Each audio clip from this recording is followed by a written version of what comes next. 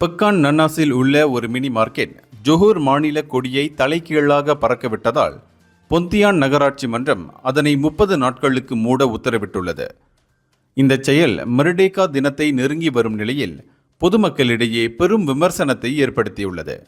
2019ஆம் ஆண்டு வணிகம் வர்த்தக உரிமை சட்டத்தின் கீழ் இந்த நடவடிக்கை உடனடியாக அமலுக்கு வந்தது என்று நகராட்சி மன்ற தலைவர் அப்துல் அசீம் ஷம்சுடின் தெரிவித்தார். இருப்பினும் கடை உரிமையாளர் மேல்முறையீடு செய்யலாம் என்றும் அவர் கூறினார். இறையாண்மையின் அடையாளங்களாக உள்ள தேசிய மாநில கொடிகள் சரியாக காட்சிப்படுத்தப்பட வேண்டும் என்று அவர் வலியுறுத்தினார். அத்துடன் வெளிநாட்டு பணியாளர்களிடம் இந்த வேலையை ஒப்படைக்க கூடாது என்றும் வணிக உரிமையாளர்கள் எச்சரிக்கையாக இருக்க வேண்டும் என்றும் அவர் கேட்டுக்கொண்டார். இதனிடையே இந்த சம்பவம் வேண்டுமென்றே செய்யப்படவில்லை என்றும் அலட்சியத்தால் நடந்தது என்றும் நம்பப்படுகிறது.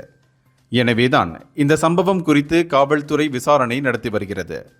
சமீபத்தில் பொந்தியான், மலாக்கா, பினாங்கு போன்ற இடங்களில் ஜாலோர் கமிலாங் கொடியும் தலைகீழாக பறக்கவிட்ட சம்பவங்கள் பதிவாகி இருந்தன.